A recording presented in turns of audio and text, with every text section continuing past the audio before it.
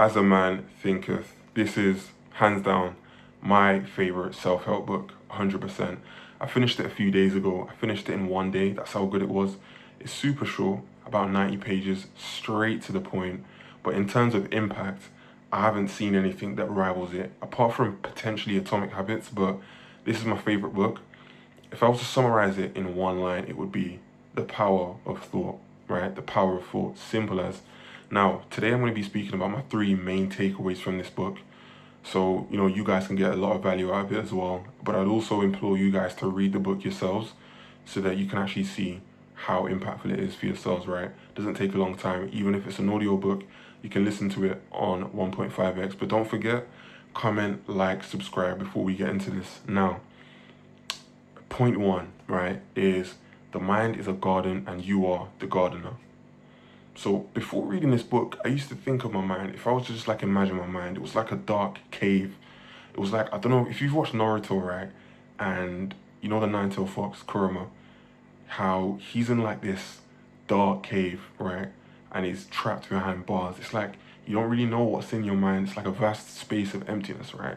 But this book helped me reframe the way I think about my mind, and it helped me position it as a garden, right? Where your thoughts, your mind is the garden, your life is a garden, and you are the gardener, right? So let's say, for example, let me give you an example. Let's say, for example, you have a garden and you don't tend to it at all. You let it run wild. You don't take care of it. You don't trim it. You don't plant the right seeds.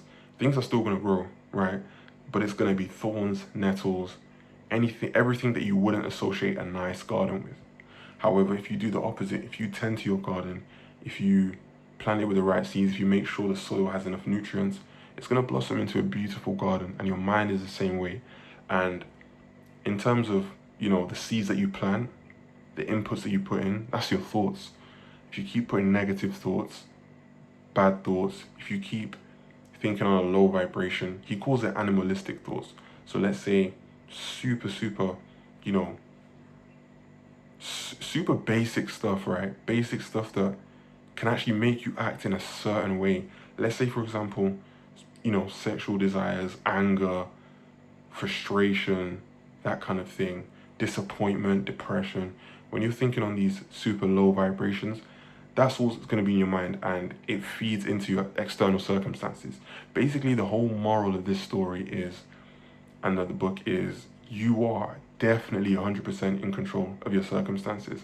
And it all starts in here with the thoughts, what you actually feed your mind, because it germinates into your external circumstances.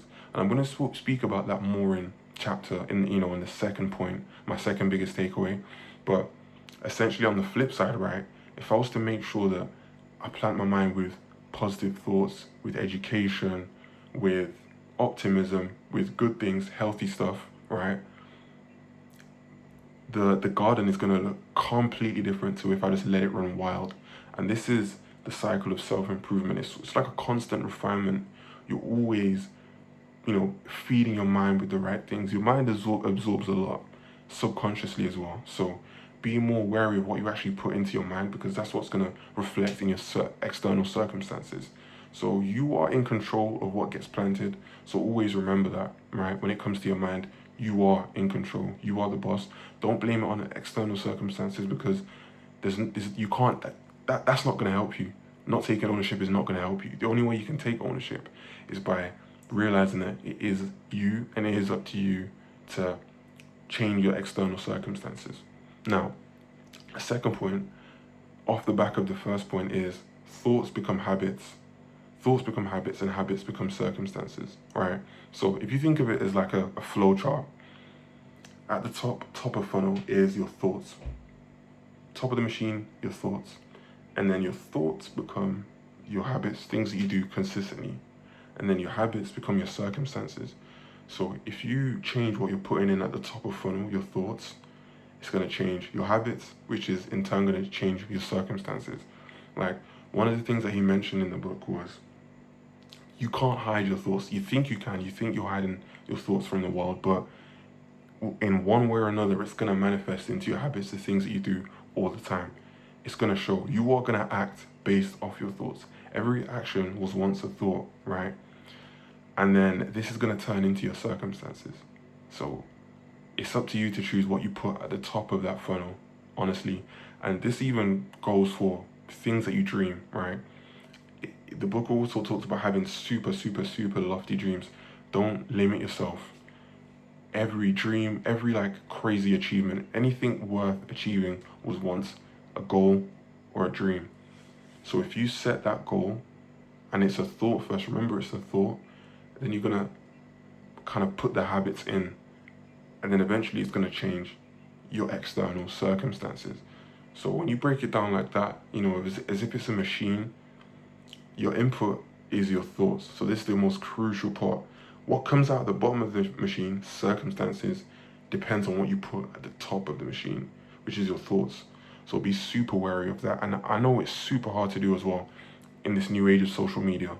Actually, controlling what you actually consume in your mind, it's super hard.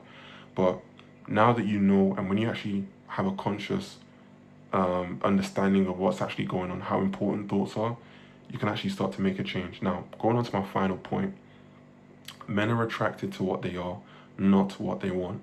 So it kind of teeters on the concept of manifestation, right? So if you're always thinking about negativity, worry, I'm worried about this may go wrong, that may go wrong, most likely it's going to go wrong because you're going to act in that way and it's going to go wrong. But if you act in a way where it's like, okay, I'm expecting this to happen, I'm thinking positive thoughts, then positive outcomes are going to happen. It's more likely that it's going to happen, right? Because your habits naturally are going to seek out those positive outcomes to try and be congruent with the thoughts that are going on in your head, right?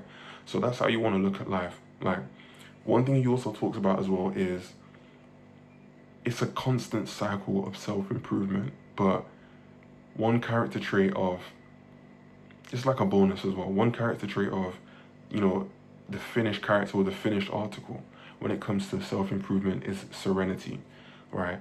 When you fully got control over your thoughts and you are a master of this process of watching what goes on in your mind, then putting the right habits in to change your external circumstances, you achieve a state of, they call it serenity, right? Where you're just super calm.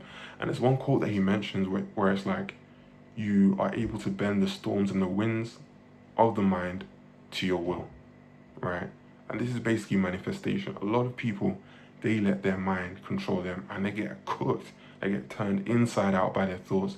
They're always being led astray by what's going on. They're too controlled by their thoughts. But a lot of people don't realize that you are not your actual thoughts. You're not your thoughts, you're just aware of them. So the more aware you are of the fact that you are aware of your thoughts, the more you can control them and be like, okay, let me look at this from a more objective standpoint and just let life flow through you. But once you reach this point of serenity, that's when, it feels like life is bending to your will. And honestly, that's the point that I want to reach as well. Just being super calm, but also reaching a point where I understand the whole process of thought, action, circumstance. I mean, I definitely understand it now, but in terms of making it an everyday part of my being, making it my identity. And like, as soon as I read the book as well, I was like, okay, how can I actually improve what goes on in my mind? What thoughts I'm putting into my mind? And I realized like I'm gonna stop listening to as much rap music, like struggle rap music. Like I'm gonna stop doing that. Like I'm a big music fan, especially rap, but it constantly puts you in that mindset of violence, drugs, sex, alcohol, drugs. Like come on, that's not something I should be really putting in the top of the funnel, right, in the top of the machine. So it's definitely something I'm gonna limit, and kind of moving forward, really just making sure that I'm consuming a lot more knowledge to kind of feed these seeds in my mind, man. Like honestly, it just kind of revolutionized the way I look at information, etc. I'm a lot more wary of what I consume on social media. It's kind of that whole thing of, when people say protect your energy, it's essentially that, like, you're protecting your thoughts, but also you're not just protecting it in a way of like scarcity, you're protecting it in a way of, I'm going to stop consuming things that aren't going to get me to where I want to be, but at the same time, I'm going to start consuming things that are going to get me to where I want to be. So those are the three main takeaways from this book. I'd implore you guys to look at it, like, comment, subscribe. We're back for another video tomorrow. Yeah, man, catch you guys later.